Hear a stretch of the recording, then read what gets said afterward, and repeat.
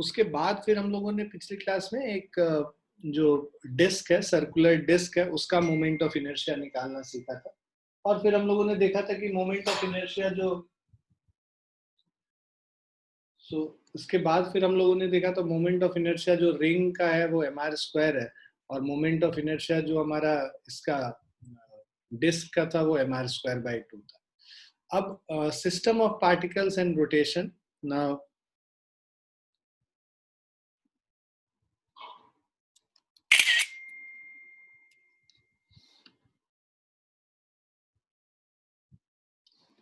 Moment of inertia of some bodies of regular shape, ठीक है। तो देखो ये सारे एक बार रिवाइज कर ले। मोमेंट ऑफ इनर्शिया, इनफैक्ट जो बच्चे आईआईटी की तैयारी कर रहे हैं उनको सबका डेरिवेशन भी पता होना चाहिए। किसका किसका डेरिवेशन पता होना चाहिए मैं बता दूंगा। तो इन सब का तुमको डेरिवेशन एचसी वर्मा में मिल जाएगा, इन सारे का जो भी यहाँ पे लिखे हुए। तो जो आईआईटी की तैयारी कर रहे हैं उन डेरिवेशंस को देखें, उन सबसे क्या है कि किस तरह से अप्रोच करना है क्वेश्चन को, वो सब पता रहता है। बस आईआईटी वाले, नीट वालों को देखने की जरूरत नहीं है, उनको एज इट इज जो ये पूरे वैल्यूज दिए हुए हैं वो याद कर ले। सीबीएसई वाले जो प्रिपरेशन कर रहे हैं उनके लिए भी बस वैल्यूज काफी है। So moment of inertia of some bodies of regular shape about given axis, तो uniform rod of length L है, तो perpendicular to rod through its centre, तो एक रॉड है यूनिफॉर्म रॉड और इसका लेंथ L दे रखा है, तो इसके परपेंडिकुलर टू द सेंटर इस एक्सिस के अबाउट इसका अगर मोमेंट ऑफ इनर्शिया निकालना है I, तो this will be equal to ml²/12। Length of the ये rod is L, so ml²/12 इसके अबाउट हो जाएगा। अगर किसी एंड पॉइंट के अबाउट, यहाँ के अबाउट निकालना होता तो हम लोग क्या करेंगे, ये जो है ये कितना है L/2 है, तो हम लोग क्या करेंगे, थ्योरम ऑफ पैरेलल एक्सिस से अगर हम लोग निकालेंगे तो इस पॉइंट के यहाँ पे अगर इस पॉइंट के अबाउट निकालना होगा तो ये हो जाएगा I' is equal to ml²/12 plus ml/2 का होल स्क्वायर कर देंगे, तो ये हमारा क्या हो जाएगा ml²/12 प्लस ml²/4। एलसीएम ले लेंगे 12, तो ये हो जाएगा ml² प्लस 3ml², तो ये कितना हो गया 4ml²/12 मतलब ml²/3 हो। क्लियर है? सो इसके about moment of inertia I' है, इसके about moment of inertia I है। क्लियर है बच्चों? यस। उसके बाद uniform rectangular lamina of length L and breadth B, मतलब एक इस तरह का एक लेमिना है, इसका लेंथ L है और ब्रेथ B। लेमिना मतलब पतला सा एक शीट ऑफ ये है, मेटल हो या कुछ भी। So uniform rectangular lamina of length L and breadth B perpendicular to lamina and through its centre, मतलब हमें मोमेंट ऑफ इनर्शिया निकालना है perpendicular to the lamina and through its centre. इस एक्सिस के अबाउट मोमेंट ऑफ इनर्शिया निकालना है, तो इसके about moment of inertia I is equal to m times total mass m जो है m times L² plus B² divided by 12। ये हमारा मोमेंट ऑफ इनर्शिया लेमिना के सेंटर से अगर परपेंडिकुलर एक्सिस है उसके अबाउट अगर हम लोग को निकालना। तीसरा है uniform circular ring of radius R, ये तो कल हम लोग ने कर ही लिया था। एक रिंग है, उसके सेंटर से अगर मोमेंट ऑफ इनर्शिया निकालना है सेंटर से पास करने वाले एक्सिस का, तो वो mr² हो जाता है। फोर्थ है uniform circular ring of radius R, उसके डायमीटर से करना पड़ेगा, तो डायमीटर से थ्योरम ऑफ परपेंडिकुलर एक्सिस से हमने देखा था Ix plus Iy is equal to Iz, right. तो twice of Ix is equal to basically mr², तो Ix इज mr²/2, ठीक है ना। उसके बाद uniform circular ring of radius R perpendicular to its plane and through the centre, तो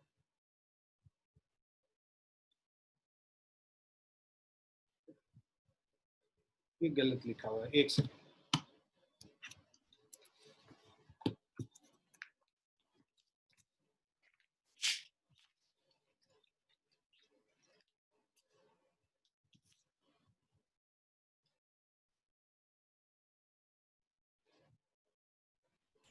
ये circular disc है, रिंग की जगह ये सर्कुलर डिस्क है।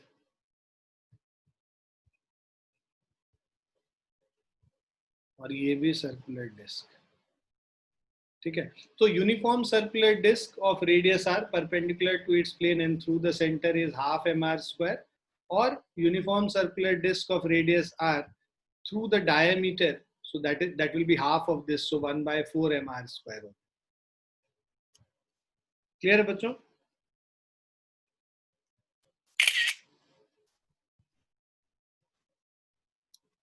नाउ एनुलर सिलेंडर और रिंग, तो बेसिकली सेंट्रल एक्सिस के अबाउट हम लोग को निकालना है।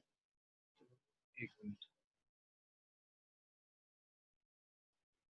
सो एक जो एनुलर सिलेंडर है रिंग के जैसा ही है, बेसिकली कुछ इस तरीके से होगा। इसका अंदर का रेडियस r1 हो गया और बाहर का रेडियस r2 हो गया, r2 और r1। सो इसका हो जाता half m r1 square plus r2 square. बहुत ज्यादा यूज नहीं होता है तुमको। Hollow cylinder of radius r, अगर एक रेडियस r का हॉलो सिलेंडर है तो mr स्क्वायर होगा उसका एक्सिस ऑफ सिलेंडर के अबाउट। सॉलिड सिलेंडर का हाफ mr स्क्वायर होता है, ये भी यूज होता है काफी। उसके बाद hollow sphere of radius r, तो अगर हम एक हॉलो स्फीयर का देखें तो 2/3 mr स्क्वायर है, और सॉलिड स्फीयर का अगर हम लोग देखते हैं तो 2/5 mr स्क्वायर इसका मोमेंट ऑफ इनर्शिया है, ठीक है। तो ये सारे जो वैल्यूज हैं ये सारे आपको याद करने हैं कि भाई सॉलिड स्फीयर का 2/5 mr स्क्वायर होता है, हॉलो स्फीयर का 2/3 mr स्क्वायर होता है, सॉलिड सिलेंडर का mr स्क्वायर बाय 2 है, हॉलो सिलेंडर का mr स्क्वायर है, and so on. Now, dynamics of rotational motion about a fixed axis.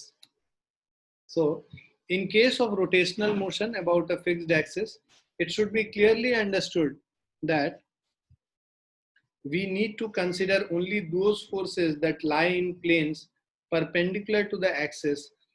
The forces which are parallel to the axis of rotation will give torques perpendicular to the axis. They will and they will tend to turn the axis, which is not possible. तो जो भी forces हम लोग देखते हैं, we consider only those forces that lie in the planes perpendicular to the axis. Now we need to consider only those components of position vector which are perpendicular to the axis of rotation. Component of position vector along the axis will result in torques perpendicular to the axis. They need not be taken into account.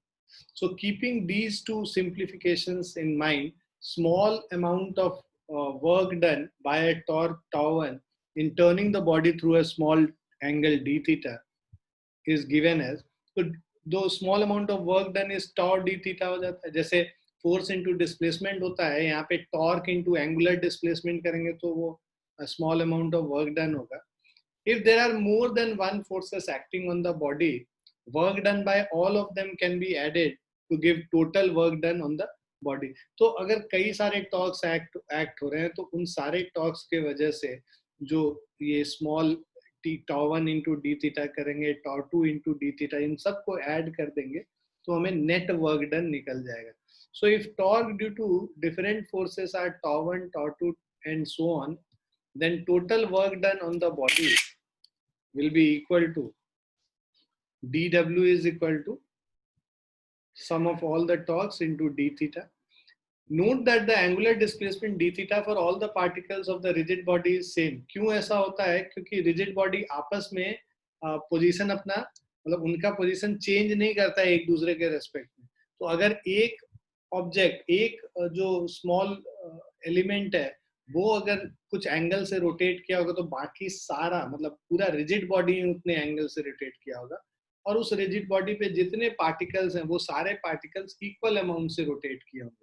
तो यही वजह है कि angular displacement इसमें हम लोग constant रखते हैं हर पार्टिकल का। So as all the torques are parallel to the fixed axis of rotation, the magnitude tau of the total torque is the algebraic sum of the magnitude of the component torque. So total net torque will be the sum of all the torques. तो अब जो total work done है वो हम लोग लिखेंगे net work done is equal to tau into d theta. Corresponding relation for linear motion is total work done is F into dx. उसी तरह यहाँ पे angular motion के लिए ये work done is equal to tau into d theta है. Dividing both side of the equation by t dt, तो यहाँ 30 सेकेंड वाले के इसके दोनों तरफ dt से डिवाइड कर दो. तो dw by dt is tau into d theta by dt. d theta by dt omega होता है, rate of change of angular displacement is angular velocity, and rate of change of work done is power. So power is equal to torque into tau into omega. So this is same as, you know, equivalent to power is equal to force into velocity. So यहाँ पे same चीज हम लोग rotation में torque into angular velocity लिखते हैं. So this is the instantaneous power associated with torque. This relation corresponds to expression for power in linear motion.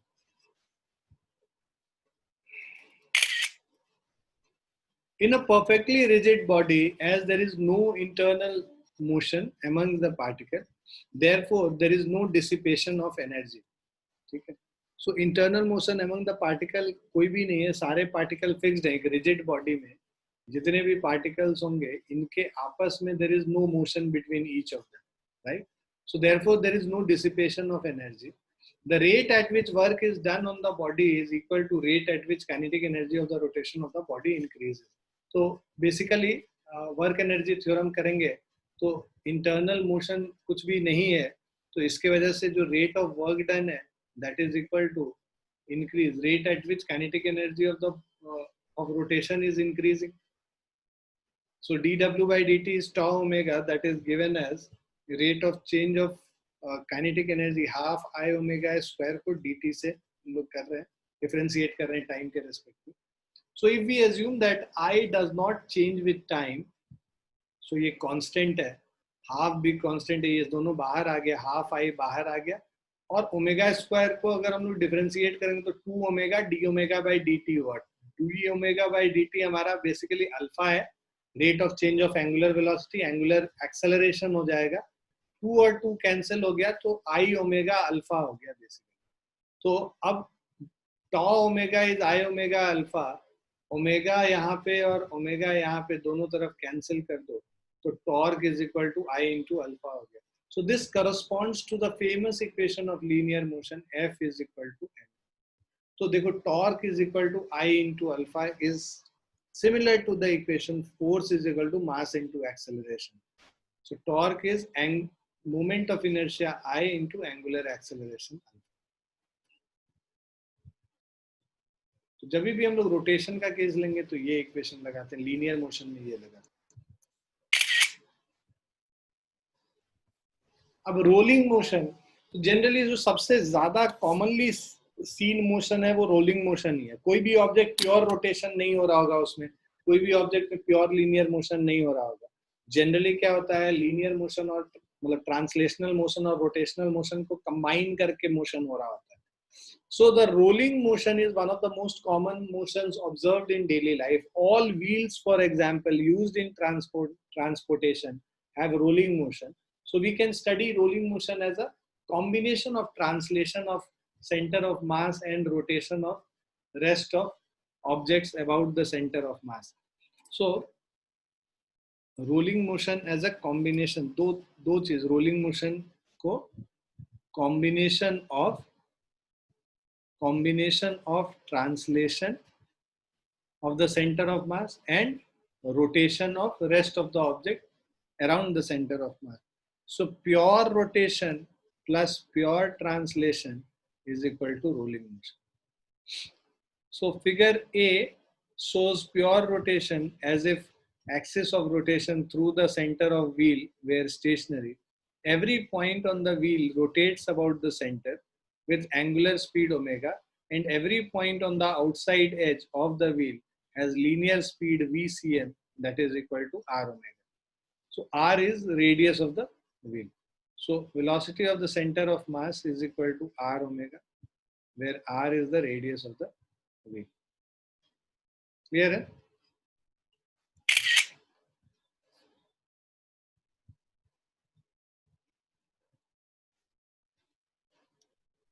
Now in this figure B, shows the pure translation. जब वहां पे हम लोगों ने pure rotation देखा ए वाले में, है ना, और इसमें हम लोगों ने क्या देखा भाई कि VCM is equal to R into omega. ठीक है.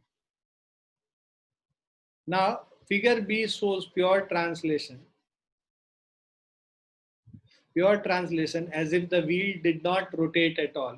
Every point on the outside edge of the wheel moves to the right with the linear speed VCM. तो यहाँ पे देखो every point, ये भी VCM से जा रहा है, ये भी VCM से जा रहा है, ये भी VCM से. तो ये क्या होगा, ट्रांसलेशनल मोशन में होगा, है ना. यहाँ पे so every point on the outside edge of the wheel moves to the right with linear speed VCM, and so does the center of the wheel.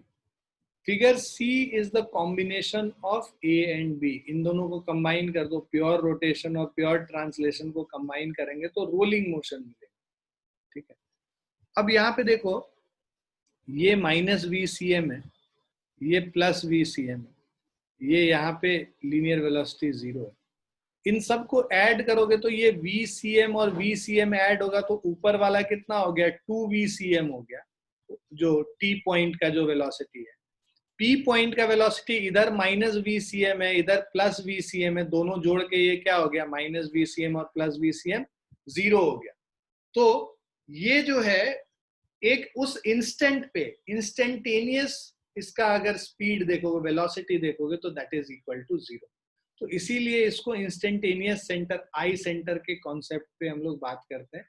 ये हम लोग आगे IIT के क्लास में ज्यादा बात करेंगे, इधर इस सब का कोई कॉन्सेप्ट नहीं है आई सेंटर. सो तुम ये मानो कि ये जो पॉइंट है ये इंस्टेंटेनियसली रेस्ट पे आ गया. क्यों? क्योंकि इसका स्पीड जो है 0 हो गया. यहाँ जो टॉप मोस्ट पॉइंट है प्योर रोलिंग मोशन में, वहां टॉप मोस्ट पॉइंट का मैक्सिमम वेलोसिटी होता है 2VCM, सेंटर ऑफ मास का VCM होगा और इस पॉइंट का 0 होगा. तो ये देखो वेलोसिटी इस तरह से बढ़ता जाएगा, हर पॉइंट का वेलोसिटी ये इस ग्राफ से इस तरह से रहता है, ये इंक्रीज करता जाता है. टॉप मोस्ट पॉइंट का मैक्सिमम होगा, ये वाले पॉइंट का मिनिमम होगा और इसका हाफ होगा. क्लियर है? Yes, sir. Thus the velocity of a spherical body rolling over the horizontal surface without slipping, without slipping, ठीक है, goes on increasing from points of contact to the topmost point of the periphery of the body. तो ये जो इसका linear velocity है ये it goes on increasing, यहाँ पे 0 है, यहाँ पे VCM है और टॉप मोस्ट पॉइंट पे 2VCM हो जाएगा. क्लियर है? तो pure translation plus pure rotation gives us rolling motion, combination of these two. Kinetic energy of rolling motion. So kinetic energy of rolling motion, consider a wheel of radius r rolling over a horizontal smooth surface without slipping. The wheel has two types of motion. So इस पे without slipping move कर रहा है. The wheel has two types of motion. देखो without slipping move करेगा तभी इस point पे वेलोसिटी 0 होगा. स्लिप कर रहा होगा तो इस पॉइंट पे वेलोसिटी 0 नहीं होगा, तब प्योर रोलिंग नहीं हो रहा होगा. ध्यान रखना है इस बात. So consider a wheel of radius r rolling over a horizontal smooth surface without slipping.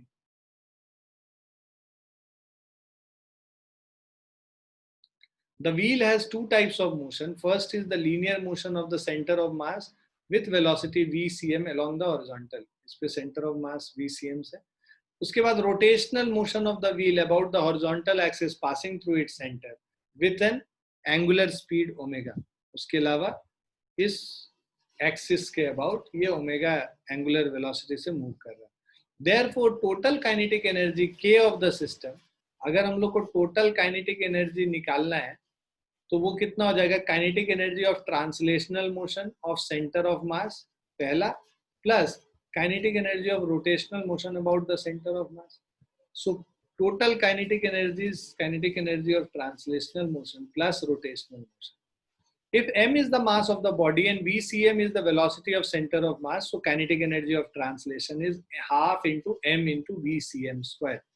तो अगर इसका ट्रांसलेशनल स्पीड VCM है किसी भी इंस्टेंट पे, तो kinetic energy is given as half into m into v/cm². ठीक है, so this is kinetic energy due to translational motion. Similarly, since motion of rolling body about the center of mass is rotation, since motion of rolling body about the center of mass is rotation, therefore kinetic energy due to rotational motion, so kinetic energy of rotating body is half I omega square, where I is the moment of inertia of the body about the symmetry axis of the rolling body. Putting in 43rd, तो अगर हम लोग total kinetic energy निकाल रहे थे, this is kinetic energy due to translational motion and due to rotational motion. हमें पता है v/cm is equal to omega r, तो omega is equal to v/cm by r, यहाँ पे substitute कर दो. So I का value mk square ले लेते हैं, है ना, where k is radius of gyration. तो इसको लिखेंगे half mv/cm square plus half mk square v/cm square by r. Now half into m into v/cm square को कांस्टेंट लेके बाहर कर लो, तो यहाँ पे हमारा बचेगा 1 plus k square by r square. So total kinetic energy is half m v/cm square into 1 plus k square by r square.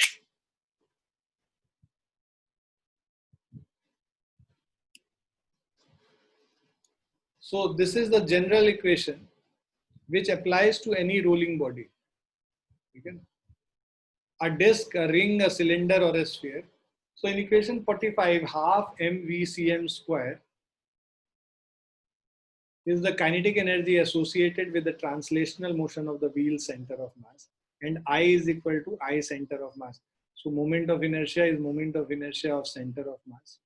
So moment of inertia of the body about an axis through its center of mass half I omega square होता है, that is half जो moment of inertia center of mass के about निकालें omega square, तो half into moment of inertia mk square ले रहे हैं, और center v is equal to omega r होता है, तो omega is equal to v by r होगा, तो v center of mass by r का whole square is the kinetic energy associated with the rotating of the wheel about an axis through the center of mass.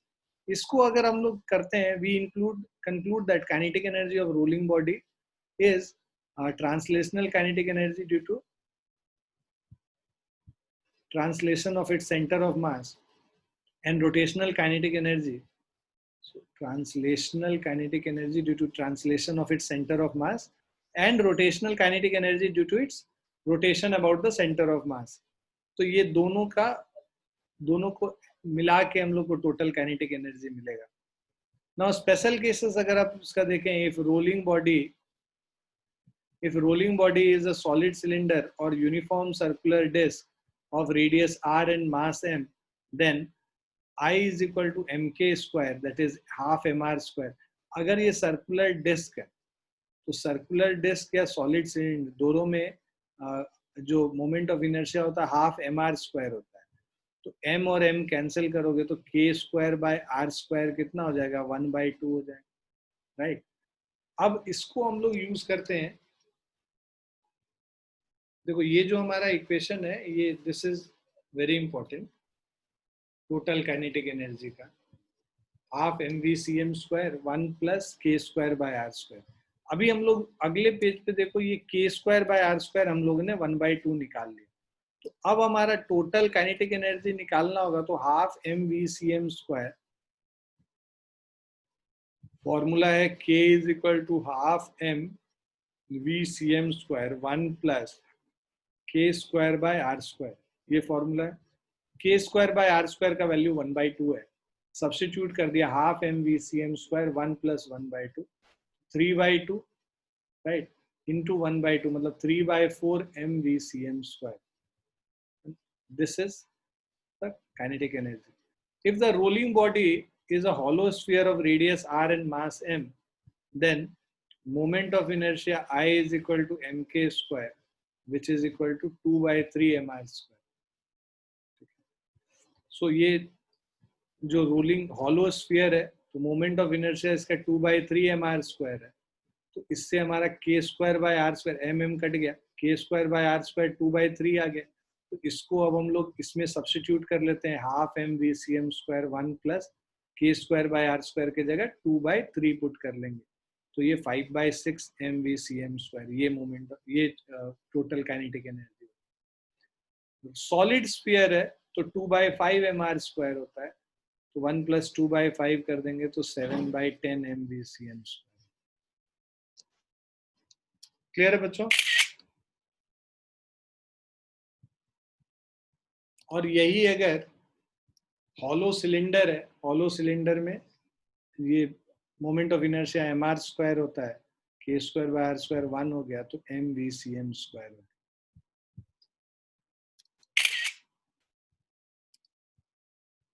Now, motion of a cylinder rolling without slipping on an inclined plane or cylinder rolling without slipping down a ramp. तो basically अगर incline plane पे rolling हो रहा है तो उसका अगर हम लोग डायनेमिक्स लिखें कि किस तरह से इक्वेशन वगैरह लिखेंगे, तो जस्ट टू एक जनरल फॉर्म में लिखेंगे और उसके बाद इस पे बेस्ड जो क्वेश्चंस वगैरह होता है उसमें यही अप्रोच यूज करेंगे जो यहाँ पे यूज करें। So consider a solid cylinder of mass m and radius r. तो एक solid cylinder है, इसका mass m है, radius r है, rolling down an inclined plane of inclination theta without slipping. ठीक है, ये slipping यहाँ, without slipping. In figure we have shown cross section of a right circular cylinder. तो ये राइट सर्कुलर सिलेंडर है, मतलब कुछ इस तरह का एक सिलेंडर जो है जो रोल करता हुआ नीचे आ रहा है, जिसका कि हम लोग साइड व्यू देख रहे हैं। Various forces involve are weight of the cylinder. तो इसमें फोर्सेस क्या क्या है? सेंटर ऑफ मास से एक वेट होगा नीचे की तरफ mg, acting vertically downward. Normal reaction r, तो ये यहाँ पे टच कर रहा है इसको, तो नॉर्मल रिएक्शन एक हो गया है ना r। उसके बाद है हमारा normal reaction r of the incline plane acting in a direction perpendicular to the incline plane हो। फिर force of friction between the cylinder and the incline plane, तो ये है फोर्स ऑफ फ्रिक्शन, है ना। इवेंचुअली ये इधर स्लिप करके विदाउट स्लिपिंग डाउन रैंप है, तो अब ये फ्रिक्शन फोर्स हम लोग को पता है जो मोशन होता है उसके अगेंस्ट लगता है। अब देखो क्या हो रहा है, क्यों इधर लगेगा, इधर लगेगा। अभी देखो जितने भी फोर्सेस हैं वो सब इसके सेंटर से पास कर रहा है, सब अगर सेंटर से पास कर रहा है तो इसको मतलब ये जो एंगुलर एक्सेलरेशन है वो आएगा कहाँ से, है ना। तो अगर एंगुलर एक्सेलरेशन की बात करनी, मतलब there should be a torque which should be helping it to rotate in this direction. So उसके लिए ये फोर्स जो है पीछे की तरफ लग रहा है, ठीक है। So force of friction is acts tangentially upward on the inclined plane. ये हमारा फोर्स ऑफ फ्रिक्शन होता है अगर this is rolling without sliding. Clear है बच्चों?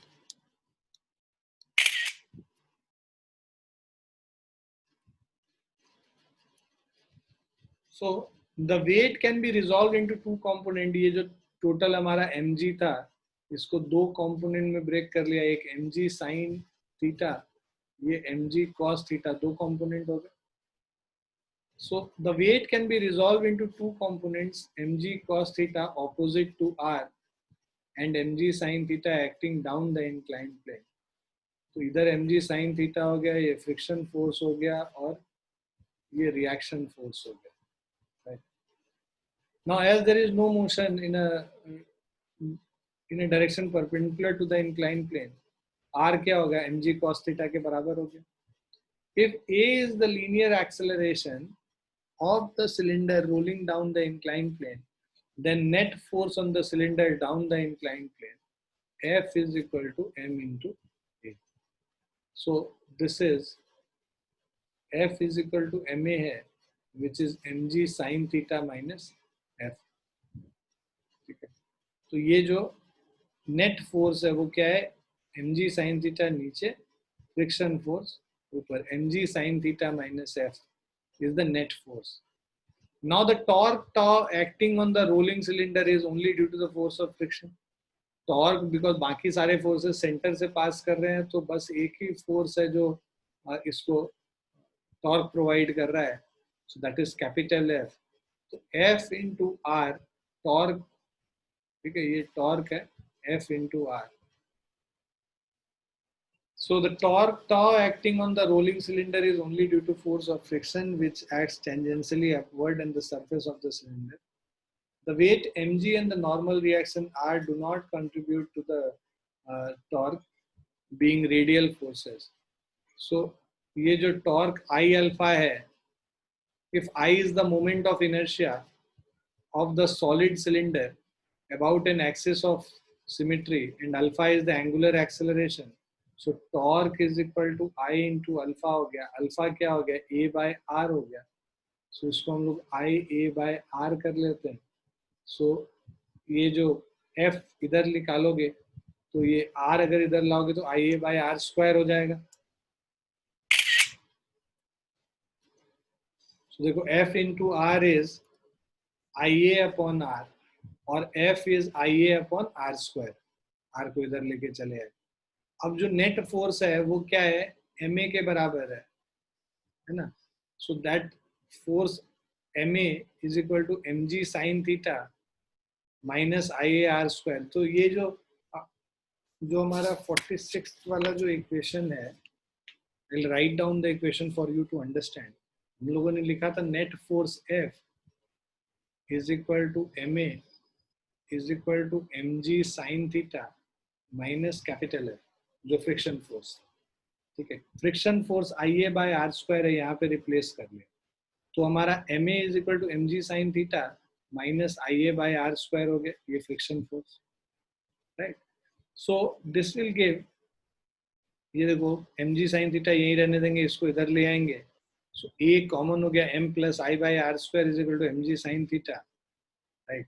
अब A का वैल्यू क्या हो गया? mg sine theta divided by m plus I by R square.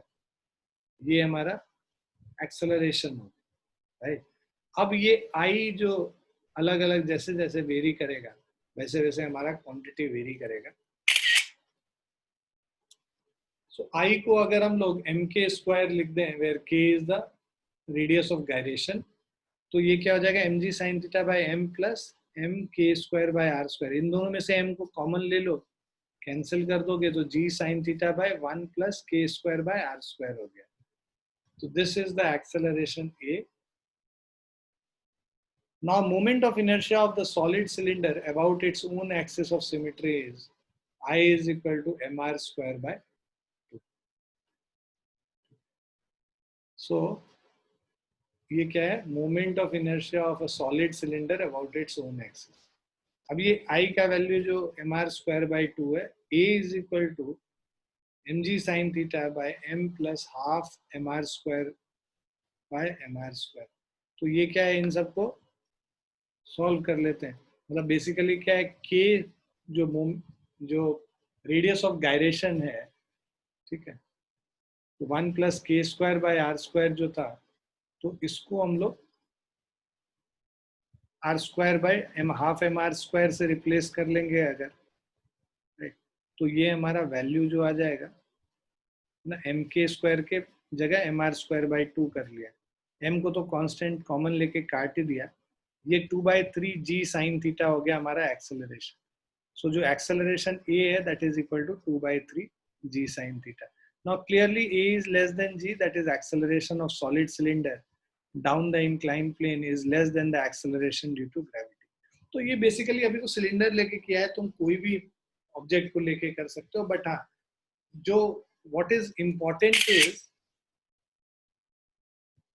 these three equations. So first one is this, second one is this, and the third one is this. So दो linear है values, ठीक है, translational motion के लिए, और ये तीसरा rotational motion के लिए. क्लियर बच्चों?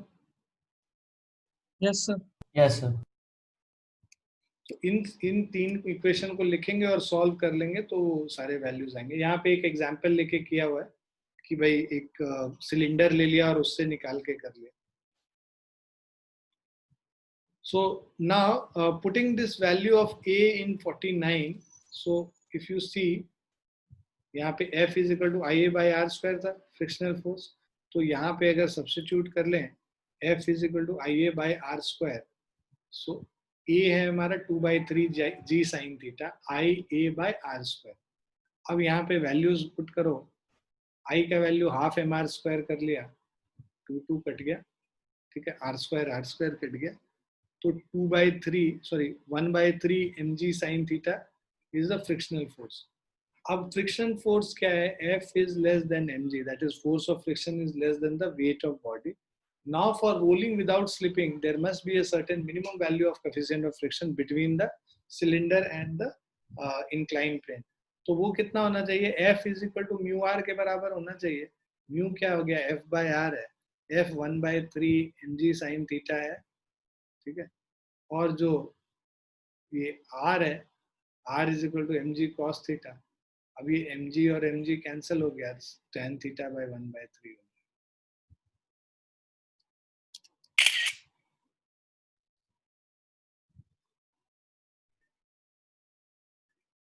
क्लियर है बच्चों? Yes, sir. So laws of rotational motion. So corresponding to Newton's 3 laws of translational motion, laws of rotational motion भी है। पहला, body continues to be in the state of continues in a state of rest or in a state of uniform motion about a given axis unless an external torque is applied on the body. Second, the rate of change of angular momentum of a body about a given axis is directly proportional to external torque applied on the body. When a rigid body A exerts a torque on another rigid body B in contact with it, then the body B would exert an equal and opposite torque on the body A. ठीक है?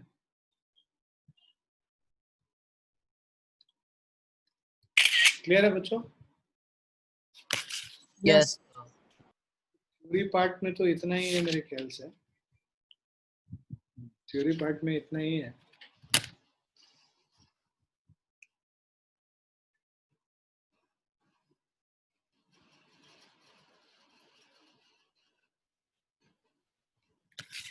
Let us do some questions.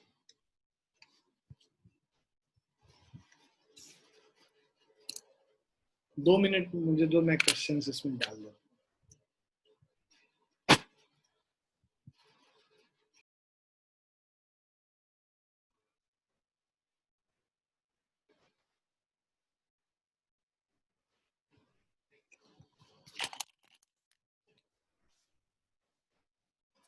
पहला question हम लोग देखेंगे। First question is calculate the kinetic energy of rotation of a circular disc of mass 1 kg and radius 0.2 meter rotating about an axis passing through its center and perpendicular to its plane. The disc is making 30 by pi rotations per minute. So अगर इसमें जो data दे रखा है पहले तो वो देख ले, मास दे रखा है 1 kg, ठीक है, एंड रेडियस ऑफ 0.2 मीटर। सो जो इसका रेडियस है r is equal to 0.2 metre हो गया, rotating about an axis passing through its center and perpendicular to its plane. Disk is making 30 by pi rotations per minute. So omega is equal to 30 by pi into 2 pi by 60 radians per second. इतने rotations per minute r है ना, into 2 pi कर दोगे तो radiance हो जाएगा, by 60 कर देंगे तो by second हो जाएगा। So omega is equal to 1 radian per second। ठीक है, अब हमारा ओमेगा पता चल गया, एम आर हमें पता है। सो नाउ काइनेटिक एनर्जी, तो ये हमारा पहले तो सर्कुलर डिस्क है, तो मोमेंट ऑफ इनर्शिया आई निकाल लो। Moment of inertia I is equal to M R square by 2, half M R square हो जाएगा। So this is 1 into 0.2 into 0.2 divided by 2, तो दिस इज 0.02 हो गया आई का value. Kinetic energy is equal to half I omega square, half into 0.02 1 into 1, so 0.01 joules.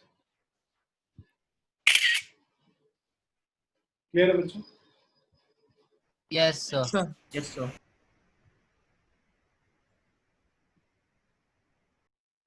लिख लिया आपने? Yes, sir. Yes, sir.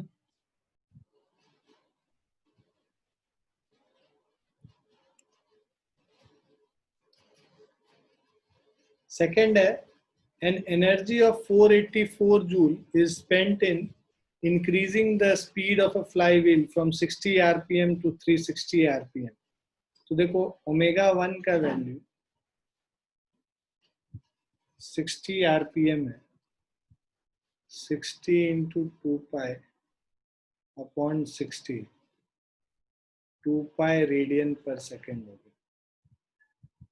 Omega 2 is equal to 360 rpm. 360 into 2 pi divided by 60.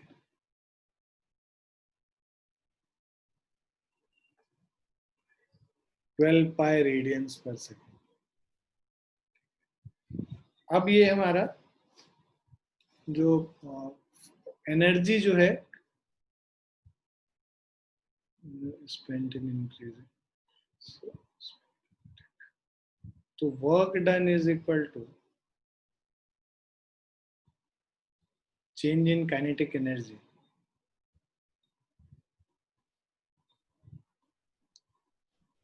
सो कितना total 484 joules energy spend कर रहे हैं. So that is used to increase the kinetic energy, half I omega 2 square minus half I omega 1 square. 484 half into I into omega 2 square मतलब 12 pi का whole square minus 2 pi का full square. Half into I into 144 pi square minus 4, तो मतलब 140 pi square. So that means moment of inertia I is equal to 484 into 2 by 140 into 22 by 7, 22 by 7.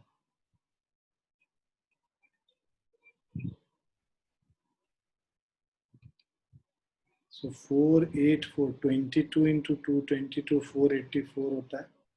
This is 7 by 10, 0.7. Clear बच्चों? Yes, sir.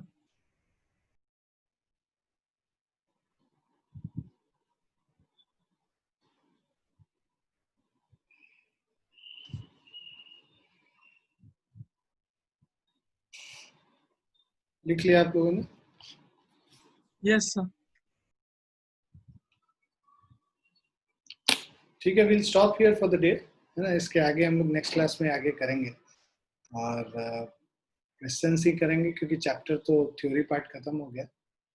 तो we'll do the questions on Monday and और जब ये chapter का सारा question हो जाएगा तो पुराने चैप्टर्स के रिविजन्स करेंगे जिससे कि आपका एग्जाम की तैयारी हो जाए अच्छे से. क्लियर है बच्चों? Yes, sir.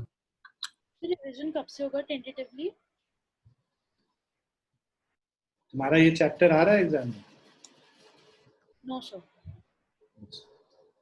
पूछ लेंगे अगली क्लास में किसके किसके आ रहा है, उसके हिसाब से डिसाइड करेंगे. अगर किसी के नहीं आ रहा होगा तो रिवीजन स्टार्ट कर लेंगे, अगर आ रहा होगा तो इसको चैप्टर को खत्म करेंगे.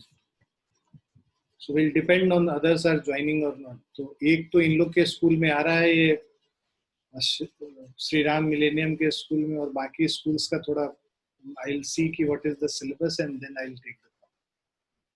तो either will start it from next week और उसके अगले वीक, मतलब next week in the sense next class और उसके नेक्स्ट क्लास.